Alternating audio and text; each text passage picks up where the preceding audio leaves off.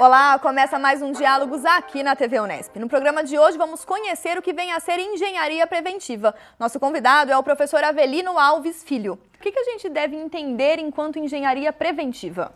Então, no passado, a gente não dispunha de técnicas avançadas para fazer a previsão do comportamento de um produto. Então, era muito utilizada a técnica de tentativa e erro, que é muito custosa. A indústria automotiva se valeu isso durante muitos anos, a indústria mecânica. Só que quando você faz o projeto de um avião ou de um navio, você não pode jogar um navio no mar que custa milhões de dólares e dizer que não deu certo e vai fazer outro. Então aí você tem que ter técnicas mais avançadas para prever o comportamento antes de fazer o lançamento do produto, no projeto. Então isso é que constitui engenharia preventiva. Existem algumas técnicas avançadas. Aí que se insere o método dos elementos finitos. E esse método o senhor trabalha já há vários anos? Eu trabalho há 40 anos. E eu gostaria que o senhor explicasse para o nosso público, para os alunos de engenharia que de repente não tiveram acesso ainda a essa teoria, a esse método, o que vem a ser esse método dos elementos finitos? Então, o método dos elementos finitos, vamos falar, prometo que eu não vou dar uma aula aqui sobre elementos finitos, né? A gente faz isso aí na Unesp, dá uns cursos, né, para o pessoal da engenharia. É até simples o entendimento, claro que tem uma parte matemática por trás, mas a ideia dos elementos finitos é você entender o comportamento de um conjunto a partir do entendimento de cada pedacinho. Ou seja, dominar o todo, dominando cada trecho. É aquela ideia do dividir para dominar. Que eu não entendo muito disso, mas diz que na guerra se usava muito isso, né? Você tem alguma coisa para dominar e você pega cada trechinho, quando você dominou cada trechinho, você dominou o conjunto. Então essa é a ideia essencial dos elementos finitos.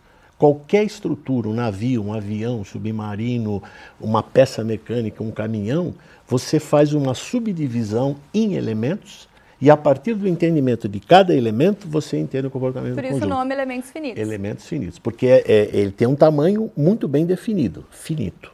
Essa é a ideia. E esse tamanho é definido de acordo com cada um dos produtos com os quais nós vamos trabalhar ou vamos pensar. Aí é que entra um conceito fundamental. Eu vou fazer uma provocação, né, que é assim. Imagina que você fosse um médico e ele falasse assim, eu não entendo muito desse negócio, mas eu tenho um software de medicina maravilhoso. Ou seja, você vai dizendo os sintomas, eu dou um enter, vários enter e já sai qual é o problema e o remédio que você tem que usar. Obviamente ninguém acredita nisso, mas muita gente faz isso na engenharia.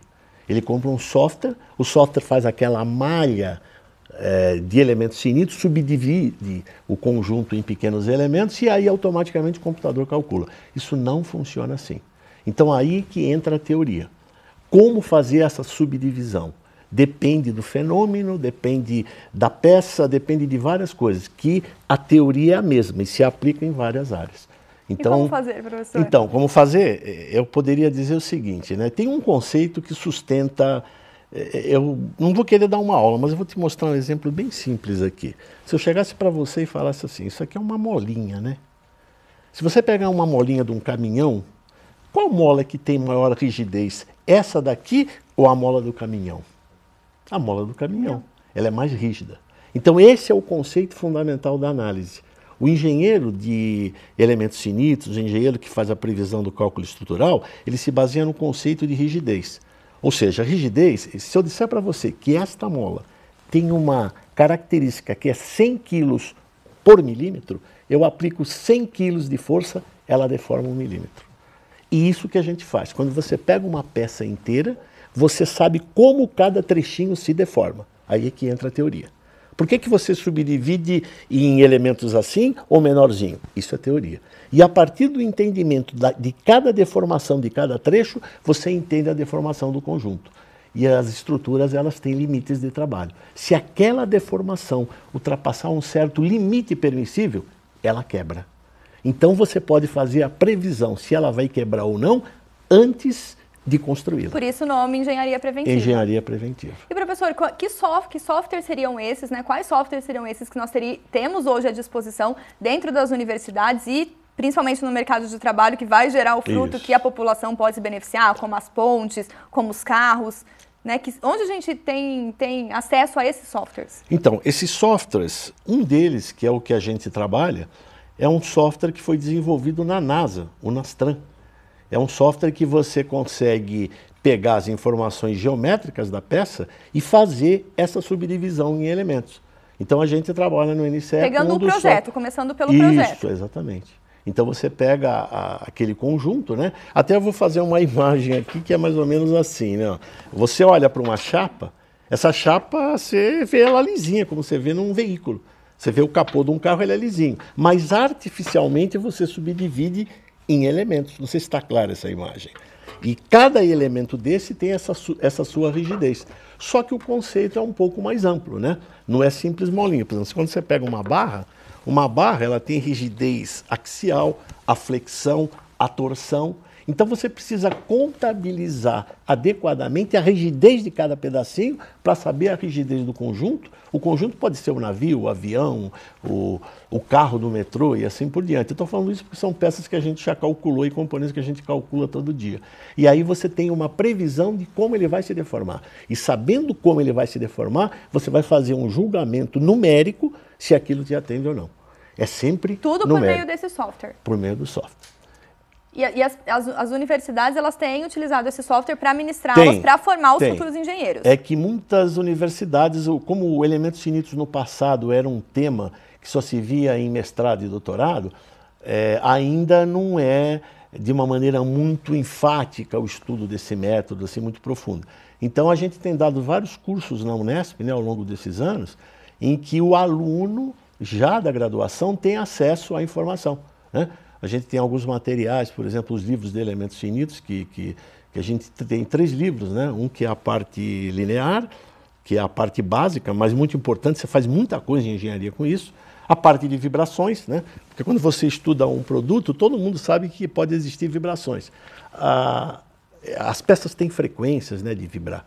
E eu diria assim, que é a carteira de identidade dinâmica da estrutura. Se você pegar uma estrutura e começar um terremoto a chacoalhar o chão, né, que é o que acontece no terremoto, você tem que prever se aquele chacoalhamento, de uma maneira, digamos assim, vulgar, vai provocar uma falha na estrutura. E às vezes não é só na estrutura. Por exemplo, o cara que trabalha com estruturas em locais que tem terremoto, ele coloca um equipamento eletrônico. Aquele equipamento eletrônico, por exemplo, isso aqui pode ser um sensor, ele está vibrando, ele não pode ter uma vibração acima de um certo limite. Não necessariamente que a estrutura vai quebrar, mas o equipamento eletrônico pode danificar. Tudo isso você prevê com elementos finitos. E o senhor comentou que vocês fazem cursos, né? Ministram cursos para os alunos, para quem é interessado, mas sobre a dinâmica desses cursos e a importância cada vez mais dessa formação, pensando num método diferente para prevenir, de repente, acidentes. A gente conversa daqui a pouco. Tá bom. O Diálogos faz um breve intervalo e já volta.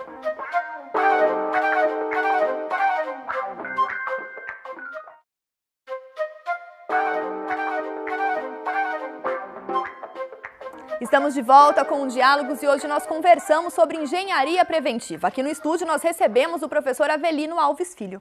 Professor, comentamos no último bloco que vem a ser o método dos elementos finitos, como isso tem ajudado, de certa forma, a prevenir acidentes por meio de vários estudos, de vários cálculos especiais. E o senhor é um coordenador do NCE, que o senhor já citou anteriormente, que é um núcleo de cálculos especiais. Isso. E qual que é a importância, professor, da gente ter um núcleo desse para capacitar profissionais? Então, como lhe disse, né, muitas universidades ainda não focam nos elementos finitos com uma profundidade para o profissional sair e ter um domínio do método. Então, o NCE, a rigor, eu comecei a trabalhar com elementos finitos porque antigamente se usava pouco, né? Poucas pessoas usavam. Então, foi dentro de um instituto de pesquisa, Instituto de Pesquisa Tecnológica dentro da Universidade de São Paulo. Eu fiquei um longo tempo lá, depois eu fundei o NCE. Faz 23 anos, mais ou menos, né? E o NCE tem 2 missões. Uma que é calcular, a gente faz muitos trabalhos que são trabalhos não convencionais. Recentemente nós desenvolvemos com um cálculo de componentes vibratórios que apresentavam falhas e você precisa saber por que está falhando. E depois o que você tem que fazer para consertar a falha. Outra aplicação é no âmbito do projeto. Você vai fazer um projeto e você quer evitar que ocorram recalls, né? Então é muito caro fazer recall, é muito caro. Então às vezes há empresas que não têm consciência disso, tanto em termos de custo como em termos de imagem da empresa. O Elementos Finitos é uma ferramenta, a gente fala muito em software de gestão, é importante, né? Você economizar. Elementos finitos é uma ferramenta para você ganhar. Você faz um projeto bom, competitivo e que você não vai ter problemas de falha depois de lançar o produto. E a outra parte é a formação. Desde que o NCE começou e que foi, de certa forma, eu comecei a dar esse curso na USP, eu fiquei durante 17 anos dando esse curso na Universidade de São Paulo, né, como um curso de pós-graduação.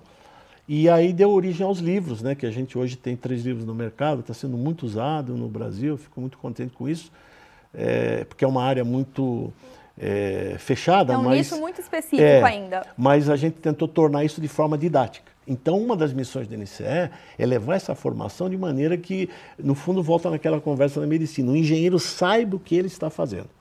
A pessoa, para trabalhar com elementos finitos, ela não precisa ser necessariamente um doutor em elementos finitos, um cientista. Ela só precisa saber o que está fazendo. Isso não é pedir muito, é a mesma coisa que você vai a um médico, você não precisa... Você tem um problema de fígado, você não vai no médico que é um cientista, um prêmio Nobel de fígado, mas ele só precisa saber o que ele está fazendo. E isso tem ocorrido, né, algumas falhas nesse sentido. Muita gente compra software e não sabe o que está fazendo. Então, nesse sentido, professor, dessas falhas, pensando no software, há hoje muita confiabilidade na máquina, no computador, naquilo que ele diz e não naquilo que foi estudado, no diálogo com o colega? Sim, há muita confiabilidade, tanto que no curso a gente mostra exemplos, é uma coisa muito interessante, em que você faz um cálculo exato. Por quê? Problemas pequenos que têm geometria simples, você encontra a solução exata nos livros. Só que você não encontra no livro de resistência dos materiais um ônibus, um caminhão, um navio, porque essas técnicas mais avançadas você depende do computador. E a gente mostra um exemplo no curso em que você tem um valor de resultado, o resultado no computador pode dar idêntico ou 5 vezes menor. Então o problema não é o método que já está relativamente, né, já está bem definido. O problema é como você monta o seu modelo. E aí eu faria até uma brincadeira que é o seguinte, o pessoal fala em hardware, software, mas não fala em peopleware. O peopleware é o cara que está de trás, na frente da máquina, e ele é que toma a decisão, como um cirurgião. Ele pode ter uma ferramenta imensa, perfeita na mão, mas ele não sabe o que está fazendo. Eu não tenho dúvida alguma, ainda, que se você pegar uma máquina de ultrassom e for treinada um dia, e eu também, nós vamos fazer ultrassom da barriga de uma mulher grávida. Agora, o que eu vou fazer com aquilo eu não sei, porque eu não sou médico. Então, tem muita gente que usa software de elementos finitos e que fez um treinamento no software, mas não conhece a teoria. E qual o risco disso, professor? O risco é que a gente começa a ver por aí ponte caindo, viaduto, né, caindo, você vê passarela caindo, você vê recall de veículos, né, que são feitos recalls em que se aquele componente falhar pode ter repercussão em vida humana.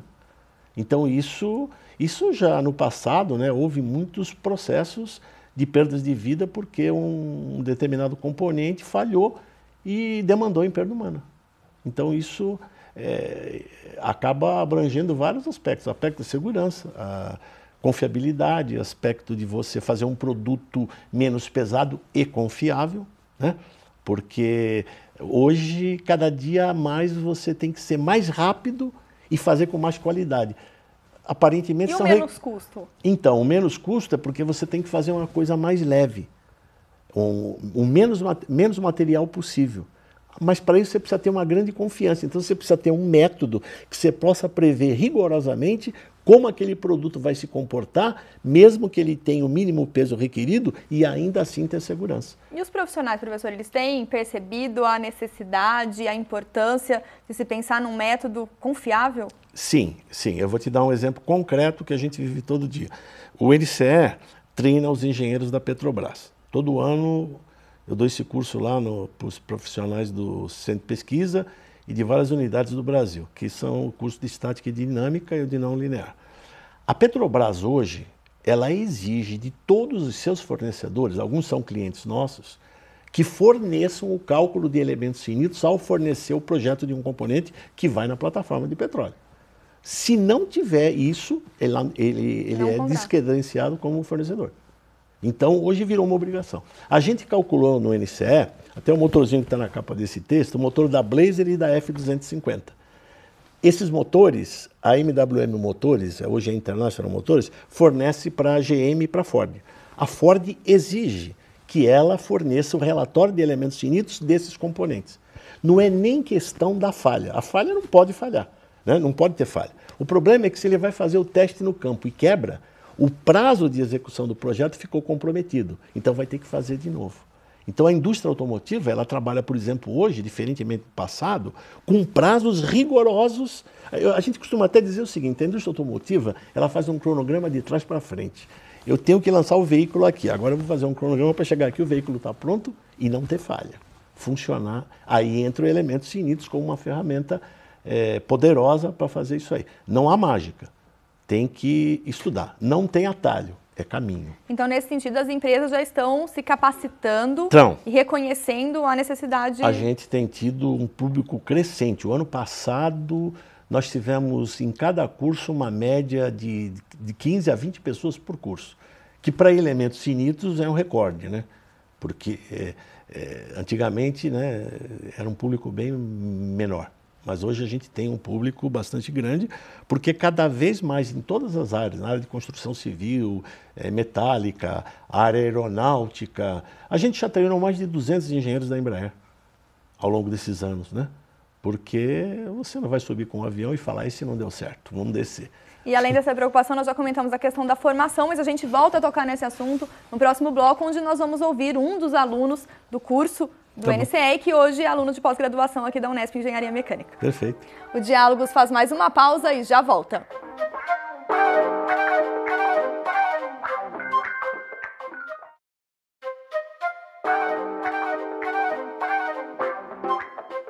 Estamos de volta com o Diálogos e hoje nós recebemos aqui no estúdio o professor Avelino Alves Filho, do Núcleo de Cálculos Especiais e também que discute o tema de engenharia preventiva. Um dos focos dos cursos do NCE são alunos de graduação em engenharia. Nós conversamos com um desses alunos, que hoje é aluno de pós-graduação em engenharia mecânica da Unesp, o Marco Tosatti, no ponto de contato de hoje. Desde o meu primeiro semestre em engenharia mecânica, eu participo do projeto Aerodesign, FEB Aerodesign, que é um projeto de extensão da faculdade. E para complementar a parte de cálculo estrutural desse projeto, eu fui em busca de um curso de elementos finitos e acabei encontrando o curso do professor Avelino, e é um curso que é voltado exatamente para essa parte de prevenção, de engenharia preventiva. Eu fiz o curso no 7º semestre de engenharia mecânica e tanto para o projeto de extensão também me abriu caminho para um estágio voltado para essa área que eu gosto de atuar e também para o mestrado, que eu estou entrando agora, terminando a graduação e já estou entrando também nessa área de elementos finitos. O diferencial é que você sai da faculdade com uma experiência de campo. O curso é bem voltado para a parte prática, não só a teoria. Então o professor ele passa a parte teórica e complementa, consolida com a parte prática da experiência que ele tem. Então o aluno sai com uma visão já empresarial, já de aplicação do método de elementos finitos, e isso as empresas veem com bons olhos. Então abre portas e facilita muito na hora de procurar um emprego depois de formado.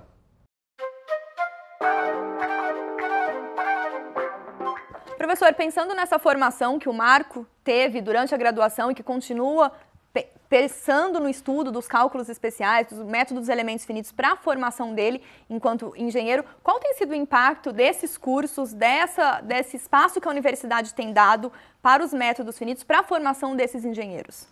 Então, tem sido, especificamente no caso da Unesp, né, a gente tem tido um público bastante interessado e é uma coisa bem louvável, porque as pessoas despendem o seu tempo de férias para ficar fazendo 2 cursos na férias, o curso de estática e de dinâmica.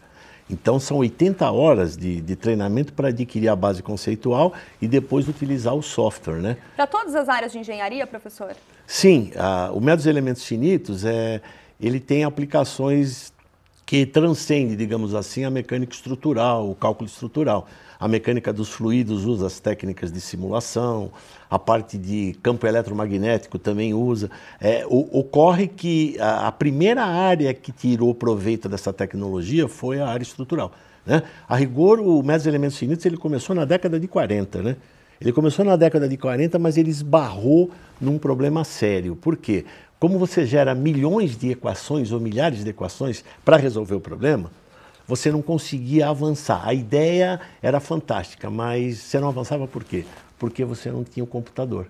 No final da década de 50, né, com o programa espacial americano, os primeiros softwares começaram a surgir na NASA, até que eu falei o Nastran, que a gente usa, né?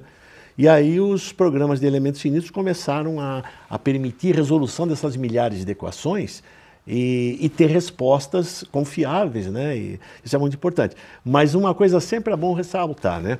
É a diferença entre a forma e a essência. A essência que a gente usa hoje no software de análise é a mesma que eu usava em 70, porque a teoria é a mesma. Isso é que é fundamental. Como a matéria médica é a mesma, o corpo humano não mudou. Então, agora ele tem recurso de desculpe a analogia, mas uma tomografia computadorizada, uma série de recursos adicionais. Mas é importante o conhecimento da teoria. Com isso ele caminha. E essa teoria, muitas vezes, os alunos acham que eles vão ter só dentro da sala de aula, né, pensando na formação dos engenheiros que nós estávamos discutindo, e no curso eles vêm aperfeiçoando isso para ingressar num mercado de trabalho ou numa continuidade de estudos. E qual tem sido a importância dos alunos já pensarem nesse futuro? Olha, eu tenho recebido dois tipos de termômetro em relação a isso. Um dos alunos, porque várias empresas exigem que a pessoa tenha essa formação.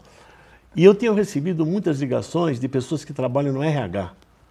Falam, vocês dão o curso de elementos finitos, a gente sabe do trabalho de vocês. Vocês têm alguma pessoa para indicar que tenha feito o curso com vocês? Porque as empresas do setor automotivo, as empresas em geral, setor mecânico, metal, aeronáutica, eles precisam de profissionais e eles querem já ter o profissional relativamente pronto. Porque o uso do software é a ferramenta. Às vezes ele trabalhou com um dado software, ele muda de empresa, em 1 a 2 semanas ele se adapta a um novo software. Mas a teoria é fundamental para isso. E os alunos que fazem esse curso durante a graduação mesmo, eles, quando vão ingressar no mercado de trabalho, eles são vistos como um diferencial? Sim, eu fico muito contente até porque, como muita gente conhece esses livros, né, a gente acaba sendo um ponto positivo, falar, você fez o curso lá no NCE, né? Porque a gente valoriza muito, porque tem muito curso só de botão. Você vai lá e fica mexendo em software. O curso da gente, a gente procura fazer isso aí. Dá a formação conceitual, o NCE também dá treinamento em software. Mas a gente fala o seguinte, olha, se você não conhece a teoria, não damos nem o treinamento do software, porque você não vai conseguir avançar. Né? Nós comentamos a questão dos alunos de engenharia, uma vez que a Unesp aqui em Bauru abriga esse curso, né, na Faculdade de Engenharia, mas há outras formações que os alunos de outras universidades, de repente, ou até mesmo da própria Unesp, que fazem outro curso de graduação, ou até mesmo de pós-graduação, que pode ter interesse e conseguiria dominar? Sim, sim. Tem muitas pessoas que fazem no âmbito da pós-graduação. E numa primeira instância, como a gente trabalha com a área estrutural, comportamento de fadiga, tudo isso, né? Você tem um componente que está funcionando bem e fala, pô, era imprevisível e o eixo do carro quebrou e o carro fica na rua arrebentado, né? Tudo isso é previsível por intermédio de elementos finitos. Agora, há outras áreas que tiram proveito disso, como eu lhe falei, né? A mecânica dos fluidos, escoamento. Hoje você tem, por exemplo, um veículo, você tem o escoamento do ar ao redor do veículo, a resistência deve ser minimizada. Essas técnicas de simulação também se aplicam nesses casos. São teorias, né, que não é diferente da mecânica estrutural, mas todas elas se baseiam no mesmo conceito. É engenharia preditiva. E quem tiver interesse é só acessar o site do NCE, www.nce.com.br. Lá tem as informações de todos os cursos, o contato de vocês. Tem todas as informações dos programas e tem uma seção que tem vários artigos que a gente publicou em revistas, né, em periódicos.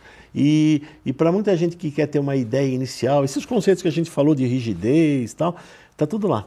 Né? Então muitos alunos têm acessado até para fazer trabalhos, né? Para trabalhos de formação inicial, né? Então a gente tem dado cursos, né, em universidades. Vocês têm uma matriz em São Paulo e uma filial aqui em Bauru. Isso, a gente tem, e todos eles, né, o que o Marco coordena, são egressos do Aerodesign, né, de um projeto da Unesp. Projeto da Unesp que usa as técnicas de simulação, né? Então a gente fica muito contente porque o pessoal Os frutos são cada vez mais positivos. São positivos, são muito positivos. Professor, eu gostaria de agradecer a sua participação aqui no nosso programa por trazer um tema que é tão diferente, mas ao mesmo tempo é tão fundamental para o nosso dia a dia. Muito obrigado, eu que agradeço a oportunidade. Muito obrigada. O Diálogos de hoje fica por aqui. Se você quiser rever este programa, acesse o nosso site. Obrigada pela companhia e até mais.